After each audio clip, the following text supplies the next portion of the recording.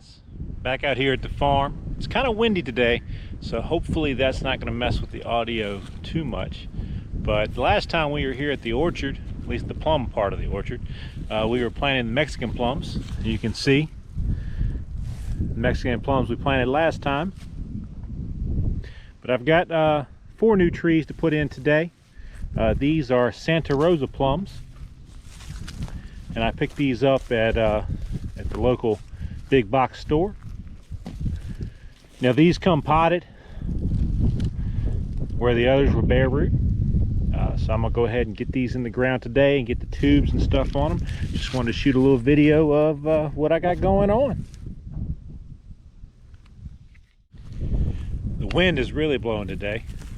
Hopefully this is sounding okay. We've got the Santa Rosa plums out here today with us. I picked these up at the local big box store. Santa Rosa plums can be used for a lot of things. They can be used, of course, for fresh eating, but they also used for canning, making jellies and ice creams and a variety of other things. For me personally, I'm putting them here for the deer, for the family, for the nice flowers that come in the spring. I have some bees. I have about 7 hives right now. We might actually check on those a little bit later today.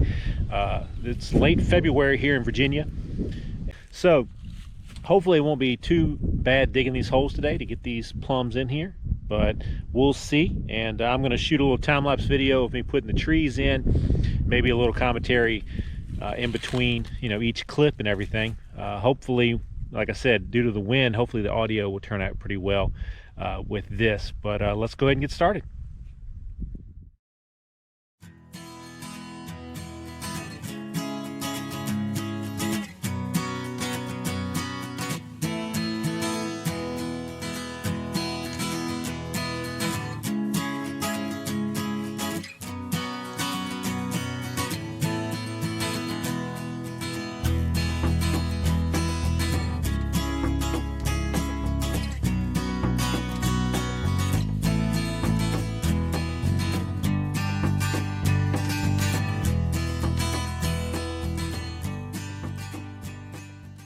Did that time lapse and got 2 holes dug for these plums. Now I want to take a break here and just kind of show you all a little bit more about it. When you're planting these trees, but they come with some directions. And if you look at the directions, I don't know how well you can see them, but you want to dig a hole that's 2 times the width of the pot. And you want to plant it about 1 inch above ground level. All right, so there's the example they give you of it. Okay, and so you can kind of see what I've done here.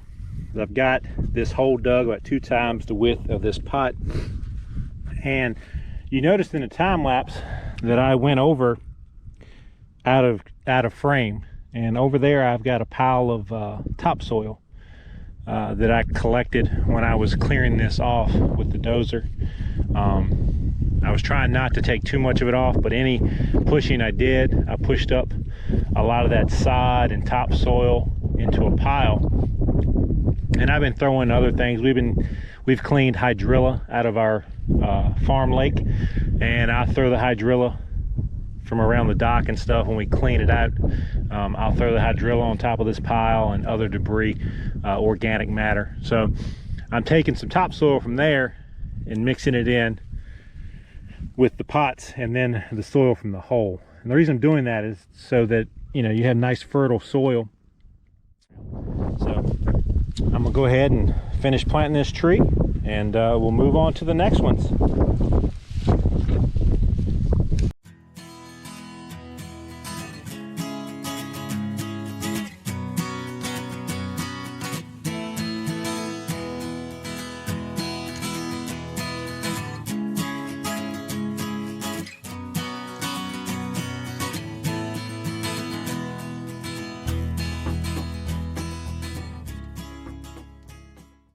The materials I have with me for this part is in my Mexican plum video. You can see I got tubes. These are the Miracle tubes. I get them off Amazon. $65 for 25 of them. They come with the zip ties that have a release so you can undo them if you need to. Now, when you get them from the store, they come with this bamboo stick here, kind of to help keep them straight in the pot. And when you put them in the ground, you want to make sure that you plant them straight up and down vertically, because sometimes in the pots they don't grow as perfectly as possible. And when you're selecting your trees, especially at the big box stores, you want to make sure that you try to find the ones that are the straightest and the healthiest looking, because not all of their stuff is the best. A lot of people don't recommend buying your trees from big box stores, but you know, sometimes it's hard to find trees, especially with the pandemic that's been going on. It's hard to find anything, but sometimes it's hard to find trees that you can order. You either have to order them really early, which I get some from the wildlife group down in Alabama, and I typically order those before Christmas and get them in the ground around Christmas time while they're dormant. You want to plant trees while they're dormant and everything. But yeah, you definitely want to make sure that you select the healthiest tree when you're buying these. So sometimes you have to pick through them. Sometimes there's a limited amount. So with these, you know, the store here that I got them from only had a limited amount of the plums, and so I just picked the 4 best that I could find out of there, and we're going to go with it and see how it goes. I might order some of these next year from some different suppliers, just to have a variety, just really to see, you know, what grows the best and what reacts the best to all of this. So let me go ahead and get this going. The first step, what I'm going to do is I'm going to trim and prune this tree. You don't need all these lower branches, especially early on. So I'm going to go ahead and trim off a lot of this, because in the first couple years that after you plant a tree, you want the root system to really be the focus of the tree's energy. So you don't want to have a lot of branches to take away from the energy that the tree has, because the tree only has a certain amount of energy that each year to grow. And so we want to prune this down so that in that first year that the tree is really focused on expanding the root system. So I'm going to take off all of these small branches here.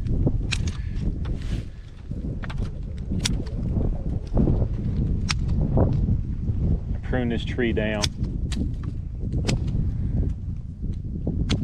Now, it's February 25th today, I believe. So pretty soon these trees are gonna start growing. The plums, you know, they fruit in the summer. So they're gonna be starting to bud out and flower here pretty soon. And so, you know, trimming these branches off isn't gonna kill the tree. The tree is gonna start growing, and you'll start seeing new sprouts and stuff coming out. But you want to make sure that the tree, like I said, is really focused on the roots and growing that root system, and not as much on growing foliage. And in the first couple years, you also, you know, if you see any fruit starting to form on trees, especially apples and pears in those first couple years, it's best to kind of take that fruit and just pick off the young fruit when it starts to form, any of those flowers that were fertilized. Because again, the tree will put all the energy into making the fruit, and then not as much energy into growing the trunk and the root system. So there's just a little pointer there. I hope that helps. But I'm going to go ahead and get this tube on it and move on to the next one.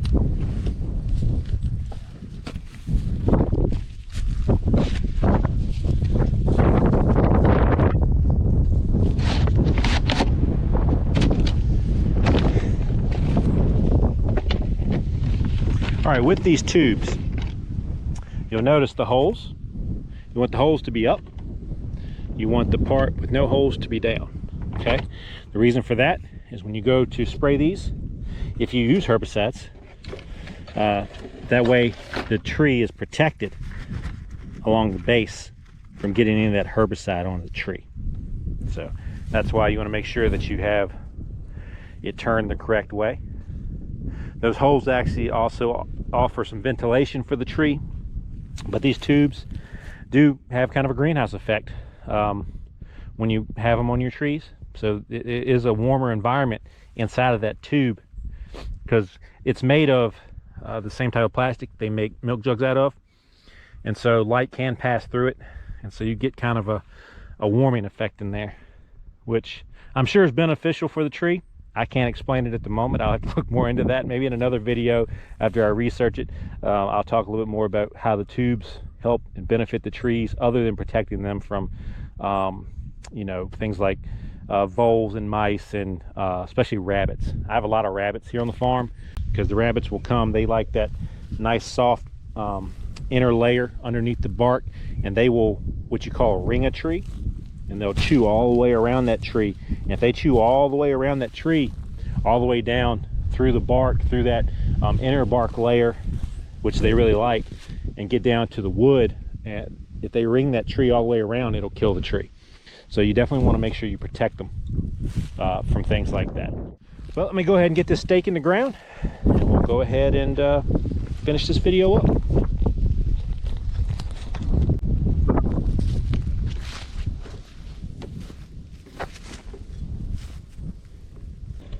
Got my hammer, so I got to improvise. So I'm going to use this rock. Luckily the ground's pretty soft, so.